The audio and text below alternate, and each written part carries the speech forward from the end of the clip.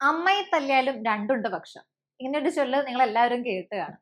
അതായത് എല്ലാ കാര്യത്തിനും അതിൻ്റെതായ മെറിറ്റും ഡീമെറിറ്റും ഉണ്ട്. അതുപോലെ തന്നെ എബ്രോഡ് MBBSനും ഉണ്ട് അതിൻ്റെതായ മെറിറ്റും ഡീമെറിറ്റും. ഇപ്പോൾ എബ്രോഡ് MBBS പഠിക്കുന്ന സ്റ്റുഡൻസിന് തിരിച്ച് ഇന്ത്യയിൽ വന്ന് വർക്ക് ചെയ്യണമെന്നുണ്ടെങ്കിൽ FMG എന്ന് പറയുന്ന എക്സാം ക്ലിയർ ചെയ്യേണ്ടതുണ്ട്. ഇതൊരു ഡീമെറിറ്റ് ആയിട്ടല്ല, ഇറ്റ് ഓഫ് എ ചലഞ്ച് എന്നുള്ള രീതിക്കാണ് എനിക്ക് ഫീൽ ചെയ്തിട്ടുള്ളത്. ബിക്കോസ് നമ്മൾ കോഴ്സ് പഠിച്ചുകൊണ്ടിരിക്കുമ്പോൾ തന്നെ ഈ FMGന്റെ കോച്ചിങ് കൂടെ കോൺസെൻട്രേറ്റ് ചെയ്യുകയാണെന്നുണ്ടെങ്കിൽ നമുക്ക് ഈസി ആയിട്ട് ഇത് ടാക്കിൾ ചെയ്യാൻ പറ്റും. അപ്പൊ ഇതിന്റെ ഒരു പോസിറ്റീവ് നോക്കുകയാണെന്നുണ്ടെങ്കിൽ നമ്മുടെ നാട്ടിനേക്കാളും പഠന ചെലവ് വളരെ കുറവാണ് എബ്രോഡ് യൂണിവേഴ്സിറ്റീസിൽ. നീറ്റ് എഴുതി സീറ്റ് കിട്ടാത്ത ഒരുപാട് സ്റ്റുഡൻസ് നമ്മുടെ നാട്ടിലുണ്ട്. നീറ്റ് എഴുതി പാസ്സായിട്ട് പോലും ഗവൺമെന്റ് സീറ്റ് കിട്ടാത്തവർ. ഒരു പ്രൈവറ്റ് കോളേജസ് നോക്കാന്ന് വിചാരിച്ചു കഴിഞ്ഞാൽ ഇന്ത്യയിലെ പ്രൈവറ്റ് കോളേജസിലെ ഫീസ് ഒരു സാധാരണക്കാരന് താങ്ങുന്ന ലെവലുള്ളതല്ല.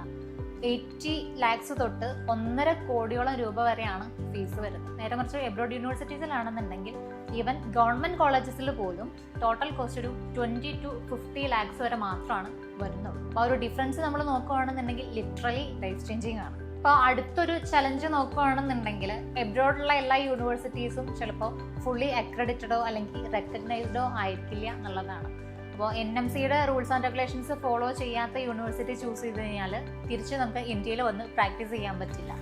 അപ്പോൾ ഇത് എൻഷുർ ചെയ്യാൻ വേണ്ടിയിട്ട് www.doms.org എന്ന് പറയുന്ന സൈറ്റിൽ കയറിയിട്ട് നിങ്ങൾ ഏത് യൂണിവേഴ്സിറ്റിയാണോ ചൂസ് ചെയ്യുന്നത് അതിൻ്റെ നെയിം അവിടെ സെർച്ച് ചെയ്ത് കൊടുക്കുക.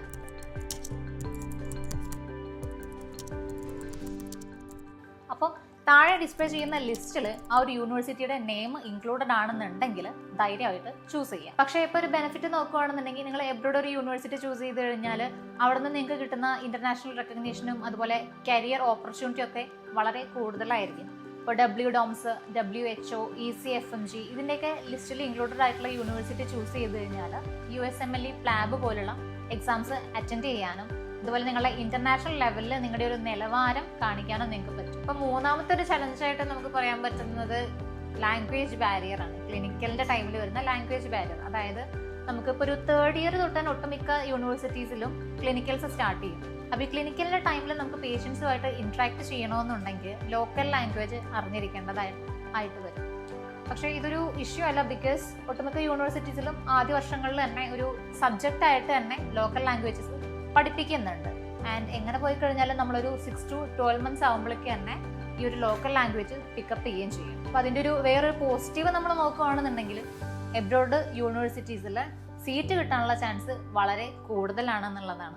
നമ്മുടെ നാട്ടിൽ നീറ്റ് എഴുതി പാസ്സായിട്ട് പോലും സീറ്റ് കിട്ടാത്ത അവസ്ഥയാണ്. പക്ഷേ എബ്രോഡ് യൂണിവേഴ്സിറ്റീസിൽ നമുക്ക് നീറ്റിൻ്റെ റാങ്കോ അല്ലെങ്കിൽ ഡൊണേഷനോ ഒന്നും ഇല്ലാത്തത് കൊണ്ട് തന്നെ സീറ്റ് കിട്ടാനുള്ള ചാൻസസ് വളരെ കൂടുതലാണ്. അപ്പം അടുത്തൊരു ചലഞ്ച് എന്ന് പറയുന്നത് അവിടുത്തെ ക്ലൈമറ്റും ഫുഡും ഒക്കെയാണ്. അപ്പം നമ്മൾ ക്ലൈമറ്റൊക്കെ ആയിട്ട് അഡാപ്റ്റ് ആവാൻ സ്റ്റാർട്ടിങ്ങിൽ ഇച്ചിരി ബുദ്ധിമുട്ട് തോന്നുമെങ്കിലും കുറച്ച് കഴിയുമ്പോൾ നമ്മൾ ഓട്ടോമാറ്റിക്കലി അതുമായിട്ട് അഡാപ്റ്റഡ് ആയി മാറും. അതുപോലെ ഫുഡിൻ്റെ കേസ് നോക്കുകയാണെന്നുണ്ടെങ്കിൽ നമുക്ക് ഇന്ത്യൻ റെസ്റ്റോറൻറ്റ്സും കാര്യങ്ങളൊക്കെ ഉള്ളത് കൊണ്ട് അതും ഒരു ഇഷ്യൂ ആയിട്ട് അല്ലെങ്കിൽ ഒരു ഡീമെറിറ്റ് ആയിട്ട് നമുക്കൊക്കെ പറയാൻ പറ്റില്ല. ചെറിയൊരു ചലഞ്ച് എന്നുള്ള രീതിക്ക് മാത്രമേ നമുക്ക് പറയാൻ പറ്റുള്ളൂ. അപ്പോൾ അതിൻ്റെ ഒരു പോസിറ്റീവ് നോക്കുകയാണെന്നുണ്ടെങ്കിൽ നമുക്ക് എബ്രോഡ് യൂണിവേഴ്സിറ്റീസിൽ കിട്ടുന്ന ഫെസിലിറ്റീസും അതുപോലെ തന്നെ അവിടുത്തെ ഒരു ലേണിംഗ് എൻവയോൺമെന്റും ഒക്കെയാണ്. എബ്രോഡ് യൂണിവേഴ്സിറ്റീസിൽ ഒട്ടുമിക്കയിടത്തും stimulation labs, smart class rooms, digital library, modern anatomy labs, ഇങ്ങനെ എല്ലാ ഫെസിലിറ്റീസും കിട്ടും. കൂടാതെ ഇന്റർനാഷണലി ഉള്ള സ്റ്റുഡൻസുമായിട്ട് നമ്മൾ അറ്റാച്ച്ഡ് ആവുന്ന കാരണം ഒരു ഗ്ലോബൽ ലേണിംഗ് എൻവയോൺമെന്റ് കൂടെ നമുക്ക് കിട്ടുന്നു. അപ്പോൾ മറ്റൊരു ചലഞ്ച് എന്ന് പറഞ്ഞു കഴിഞ്ഞാൽ അവിടുത്തെ ക്ലൈമറ്റും ഫുഡും ഒക്കെയാണ്. ക്ലൈമറ്റ് നമ്മൾ സ്റ്റാർട്ടിങ്ങിൽ അഡാപ്റ്റഡ് ആവാൻ ഇച്ചിരി ബുദ്ധിമുട്ട് കാണുമെങ്കിലും കുറച്ച് കഴിയുമ്പോൾ നമ്മൾ ഓട്ടോമാറ്റിക്കലി അതിനോട് യൂസ്ഡ് ആവും.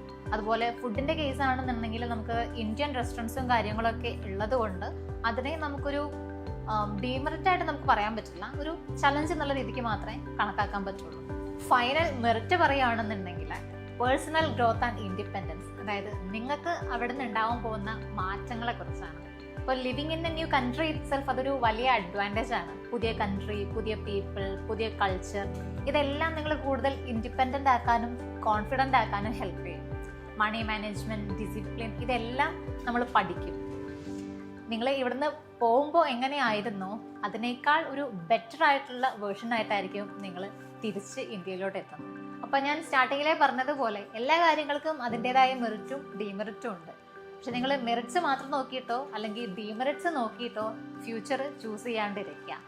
Choose the right country and university for your future.